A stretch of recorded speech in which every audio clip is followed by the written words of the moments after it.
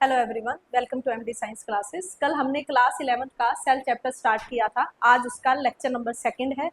कल हमने पढ़ी थी बेटा डिस्कवरी ऑफ सेल। सेल कैसे डिस्कवर हुआ था वो हमने कल पढ़ा था। आज हम पढ़ेंगे overview of cell.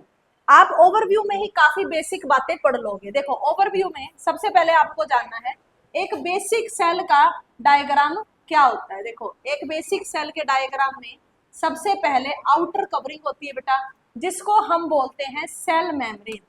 Outer covering को क्या बोलेंगे? Cell membrane, also known as plasma membrane. ठीक है, तो जो आउटर कवरिंग है वो प्लाज्मा मेम्ब्रेन होती है। अब आप पूछोगे मैडम सेल वॉल भी होती है, तो सेल वॉल सभी के अंदर तो होती नहीं, इसीलिए प्लाज्मा मेम्ब्रेन बोलेंगे। अंदर का जो कंटेंट होता है प्यारे बच्चों, उसको बोलते हैं साइटोप्लाज्म। ठीक है, और उसके अंदर एक सेल के अंदर ब्रेन ऑफ सेल प्रेजेंट होता है, जिसको बोलते हैं हम न्यूक्लियस। क्या बोलेंगे? न्यूक्लियस। न्यूक्लियस के अंदर हमारा डीएनए प्रेजेंट होता है। न्यूक्लियस के अंदर हमारा डीएनए प्रेजेंट होता है। जो न्यूक्लियस की आउटर कवरिंग है उसको बोलेंगे न्यूक्लियर मेम्ब्रेन। Nuclear membrane. अब बेटा, अगर आपका कभी मन करे भाई हमें तो सेल देखना है, तो सेल आप कैसे देख सकते हो? प्लांट सेल कैसे देख सकते हो? अगर आपको प्लांट सेल ऑब्जर्व करना है, कोई भी पत्ता लो, ठीक है, उस पत्ते को, जो हम घर में चटनी नहीं बनाते जिसमें मोर्टर पेस्टल हम उसको बायो में बोलते हैं, उसमें उसको अच्छे से कूटो और उसका छोटा सा ड्रॉप लेकर आप स्लाइड पे रख लो। ऐसे स्लाइड के ऊपर ये छोटा सा डॉट रख लो और इसको आपने किसके अंडर देखना है बेटा? अंडर माइक्रोस्कोप देखना है। प्लांट सेल को आप ऐसे ही देखते हो। एनसीईआरटी में कहा है कि अनियन पील नहीं होता, जो मतलब प्याज का छिलका होता है, उसको भी देख सकते हो ऐसे कूट के। तो जब आप अंडर माइक्रोस्कोप देखोगे तो आपको प्लांट के सेल का स्ट्रक्चर दिख जाएगा, जिसमें आप उसकी सेल वॉल देख सकते हो, सेल मेम्ब्रेन देख सकते हो, सारी चीजें। ठीक है बेटा, तो प्लांट सेल ऐसे देख सकते हैं। अगर हमें ह्यूमन सेल देखना है तो बेटा जो हमारी चीक होती है, गाल होती है ना अंदर से, वहां से हम अपना सेल ले सकते हैं। वो काफी सॉफ्ट एरिया होता है, तो अंदर से ऐसे सेल को थोड़ा सा रब करके अंदर गाल से, और उसको जब आप इसके अंदर ऐसे रखोगे और माइक्रोस्कोप में देखोगे तो आपको ह्यूमन सेल दिख सकता है, यानी कि from the inside the cheek. एक स्पैचुला होता है, उस स्पैचुले को थोड़ा सा रब करना है अपनी गाल में, और फिर उसको एज इट इज आपने किसके ऊपर रख देना है? स्लाइड के ऊपर। फिर आप उसको माइक्रोस्कोप में देखो तो ह्यूमन का सेल दिखेगा। और प्लांट का सेल देखना है तो बेटा अनियन पील से बेस्ट एग्जांपल कुछ नहीं है, अनियन पील। ठीक है, तो ओवरव्यू ऑफ सेल में ये हो गया। अच्छा, इसके अलावा बेटा सेल के अंदर सेल ऑर्गेनेल्स होती हैं। सेल के अंदर क्या होती हैं? सेल ऑर्गेनेल्स होती है। ये सेल ऑर्गेनेल्स क्या करती हैं? सेल के अंदर अलग अलग काम करती है। कोई गार्बेज बैग है, वो डस्टबिन की तरह काम करेगा, कोई एनर्जी बनाएगा, कोई खाना बनाएगा, कोई वेस्ट मटेरियल स्टोर करेगा। मतलब सेल के अंदर भी काम बांट रखे हैं, और वो जो काम बांट रखे हैं वो किस में बांटे हुए हैं बेटा? सेल ऑर्गेनल में। कैसी कैसी सेल ऑर्गेनल है बेटा? जैसे एंडोप्लाज्मिक रेटिकुलम, ठीक है, एंडोप्लाज्मिक रेटिकुलम, जैसे गोल्जी अपरेटस, जैसे माइटोकॉन्ड्रिया। ये सब हमें 1 बाय 1 डिटेल में पढ़नी है। जैसे chloroplast, lysosome, vacuole, centriole, ribosome. इस तरह बेटा बहुत सारी सेल ऑर्गेनल होती है जो हमें पढ़नी है। 1 बाय 1 हम इनको डिटेल में स्टडी करेंगे। एंडोप्लाज्मिक रेटिकुलम, ये सारी। अब आप बेटा जब आप सेल टाइप पढ़ते हो ना, आपने फर्स्ट यूनिट भी पढ़ी होगी, वहां मैंने आपको करवाया है प्रोकैरियोटिक सेल होता है, यूकैरियोटिक सेल होता है। बेटा जो प्रोकैरियोटिक सेल होता है ना, प्रोकैरियोटिक सेल, इसके अंदर ना बेटा सिर्फ एक ही सेल ऑर्गेनल मिलती है, वो है केवल और केवल राइबोसोम। यानी कि प्रोकैरियोट सेल में इतनी सारी नहीं मिलती, केवल कौन सी मिलेगी? राइबोसोम। और जो बेटा दूसरा सेल होता है अपना यूकैरियोटिक सेल, यूकैरियोटिक सेल, इसके अंदर बेटा सारी ऑर्गेनल्स मिलती है, ऑल ऑर्गेनल्स। अब आपसे पूछा जाए भाई राइबोसोम्स जो हैं वो क्यों मिल रहे हैं इसके अंदर, बाकी तो कोई नहीं मिल रही, तो इसका रीजन आपने लिखना है। अगर पूछा जाए why ribosomes are present in prokaryotic cell, बाकी तो कोई भी नहीं है, तो ये क्यों है, तो उसका रीजन ये है बेटा क्योंकि राइबोसोम मेम्ब्रेन लेस ऑर्गेनल है, because ribosomes are membrane less organelle, इसकी कोई मेम्ब्रेन नहीं होती बेटा, ये मेम्ब्रेन लेस ऑर्गेनल है, hence present in both type of cell, इसीलिए दोनों में मिलेगी, प्रोकैरियोट में भी मिलेगी और यूकैरियोट में भी मिलेगी। और बाकी जो मैंने ऑर्गेनल लिखवाई है ना बेटा वो सारी मेम्ब्रेन वाली है, तो वो जो मेम्ब्रेन वाली ऑर्गेनल है ना वो सिर्फ यूकैरियोट में मिलती है, ये मेम्ब्रेन लेस है, इसके अंदर मेम्ब्रेन ही नहीं होती, इसलिए प्रोकैरियोट में तो मिलेगी, यूकैरियोट में भी मिलेगी। अच्छा फिर फर्क क्या है दोनों में, आपको याद रखना बेटा जो राइबोसोम है ना प्रोकैरियोट के अंदर तो 70S मिलेगा, ये भी तो टाइप याद करना पड़ेगा, भाई प्रोकैरियोट के अंदर कौन सा राइबोसोम है 70S, और यूकैरियोट के अंदर कौन सा है बेटा 80S। ये ना कई बार पेपर में आता है, मैंने एचटेट का जब पेपर किया था क्लियर तब उसमें भी आया था कि 70S राइबोसोम किसके अंदर है, प्रोकैरियोट के अंदर या यूकैरियोट के अंदर, काफी इजी क्वेश्चन है, प्रोकैरियोट के अंदर 70S और यूकैरियोट के अंदर 80S राइबोसोम, इतना समझ में आ गया भाई, प्रोकैरियोट में तो सिर्फ राइबोसोम ऑर्गेनल मिलेगी और यूकैरियोट के अंदर सारी ही मिलेगी, ठीक है, जिसमें राइबोसोम भी होंगे। तो ये बड़ा वेरी वेरी आईएमपी लिख लो इसके ऊपर, वेरी वेरी आईएमपी, बड़ा इंपॉर्टेंट टॉपिक है ये, समझ में आया है इतना। तो हमने अभी ओवरव्यू पढ़ा बेटा सेल का ओवरव्यू पढ़ने के साथ साथ अब थोड़ा पीडीएफ भी रीड करते हैं। देखो इसमें वही बातें हैं जो मैंने आपको बताई कि अनियन सेल आप देख सकते हो उसका प्लांट सेल में, ह्यूमन चीक सेल देख सकते हो एनिमल सेल में। फिर कहता है साइटोप्लाज्म क्या होता है बेटा, साइटोप्लाज्म वो एरिया होता है जहां सेल के अंदर कोई भी मेटाबॉलिक एक्टिविटी होती है, कुछ बन रहा है कुछ टूट रहा है, वो मेटाबॉलिक एक्टिविटीज होती हैं।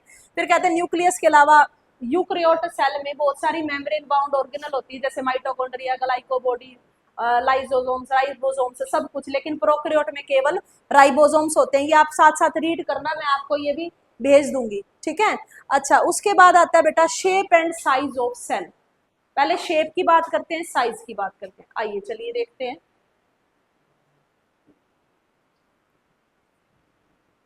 आओ shape and size of cell, पहले साइज की बात करो, साइज ऑफ सेल क्या याद करना है, सबसे पहली बात which is the smallest cell,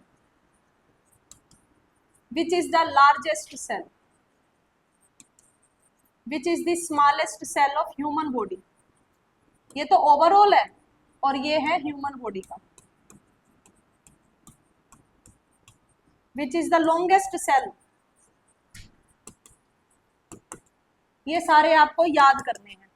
सबसे पहले देखो स्मॉलेस्ट सेल क्या है, स्मॉलेस्ट सेल होता है बेटा माइकोप्लाज्मा, माइकोप्लाज्मा, इसका शॉर्ट नाम है PPLO, इसकी फुल फॉर्म होती है बेटा प्लूरो निमोनिया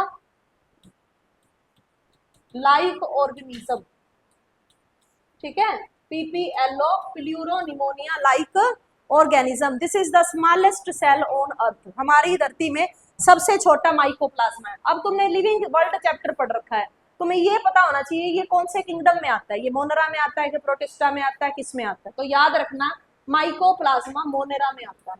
कौन से किंगडम में आता है बेटा, मोनेरा किंगडम में आता है, समझ में आया।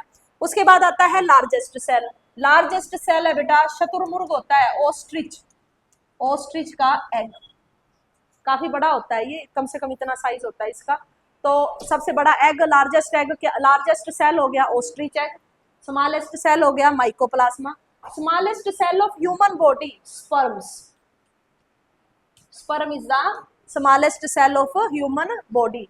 और लॉन्गेस्ट सेल है बेटा अपना न्यूरॉन, जिसको नर्व सेल भी बोलते हैं। ब्रेन के सेल को न्यूरॉन और नर्व सेल बोलते हैं। ये इतना, इसकी लेंथ इतनी हो सकती है कि आपके ब्रेन से स्टार्ट होकर आपके पैरों तक गया हुआ है सेल। अब आप खुद देख लो कि कितना लॉन्ग ये सेल है। तो सबसे लॉन्गेस्ट सेल न्यूरॉन, सबसे स्मॉलेस्ट सेल हमारी बॉडी का स्पर्म, जो मेल गैमिट होता है, ठीक है, नोट डाउन कर लेना, ठीक है। लार्जेस्ट सेल ऑस्ट्रिच का egg, smallest cell mycoplasma also known as PPLO, ठीक है। चलिए पीपीटी में देखो, उसमें पीडीएफ में देखो,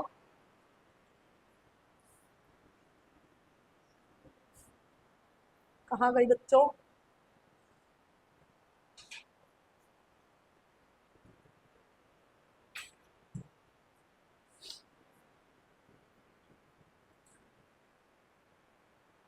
ये देखो, ये सारी बातें यहाँ लिखी हैं। मैं यहाँ आपको दिखाना चाह रही हूँ बेटा शेप, क्योंकि शेप तो देखने से ही समझ में आएगी।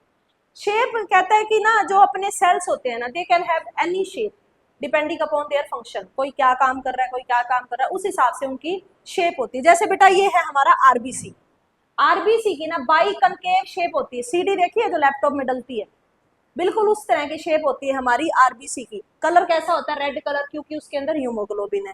व्हाइट ब्लड सेल की शेप कैसी होती है बेटा? अमीबा जैसी।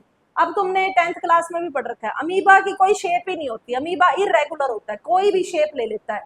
ऐसे ही बेटा हमारे डब्ल्यूबीसी होते हैं, तो जिसकी कोई भी शेप नहीं ना होती, हम बोल देते हैं उसकी अमीबा जैसी शेप है, यानी कि इरेगुलर शेप है।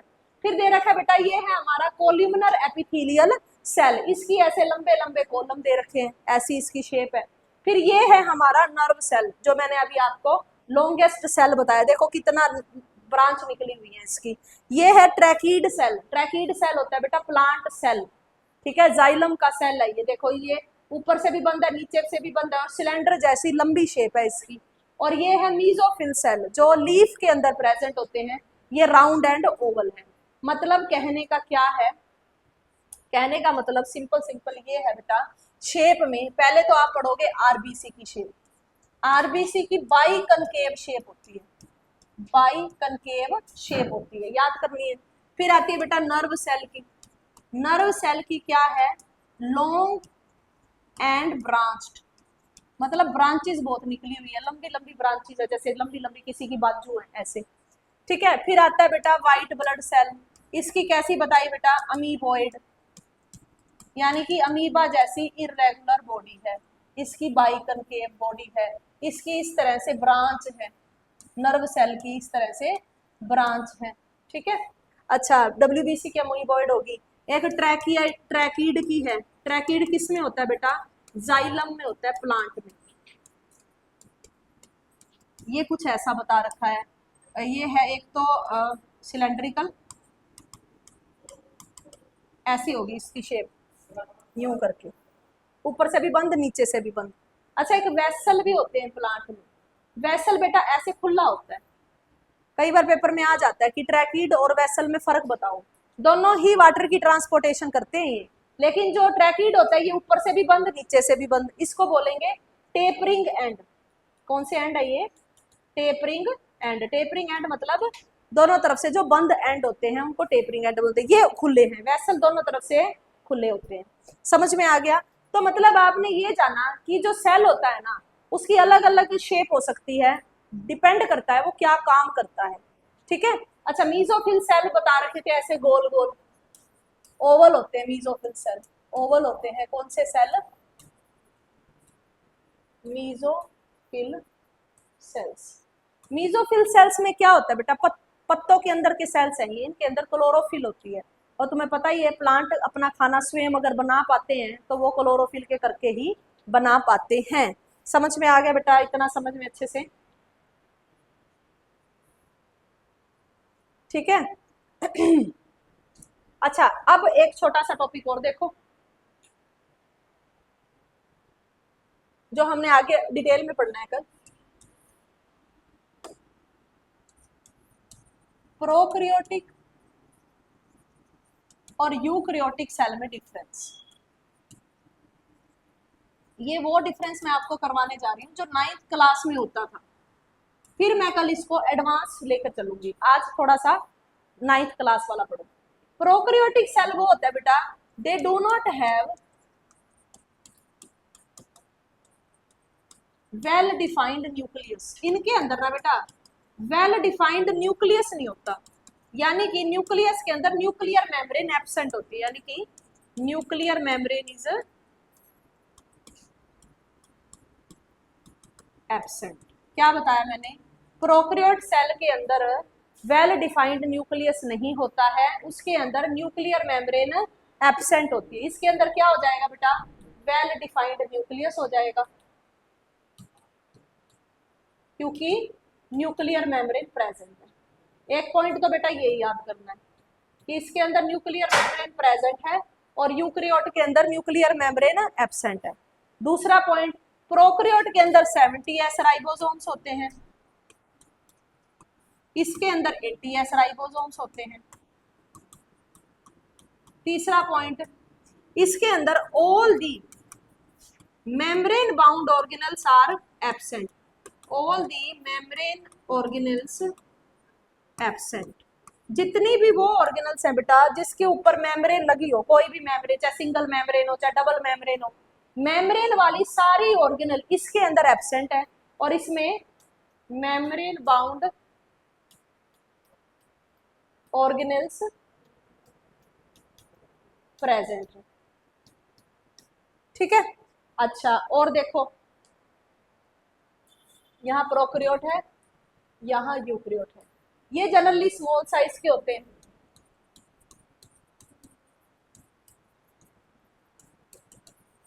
इनका जनरली लार्ज साइज होता है। ठीक है, ये पॉइंट भी याद करना है। अच्छा, इसके अलावा एक पॉइंट याद ये कर सकते हो, इनका जो डीएनए होता है ना, डीएनए इज नेकेड, क्योंकि बेटा जो न्यूक्लियस के अंदर डीएनए है, न्यूक्लियर मेम्ब्रेन टूटी हुई है या है ही नहीं, तो डीएनए खुला घूम रहा है, इसलिए इसको क्या बोलोगे, डीएनए इज नेकेड। और इसमें आप क्या बोलोगे, DNA is covered inside nucleus. इसमें सिंगल क्रोमोसोम होता है,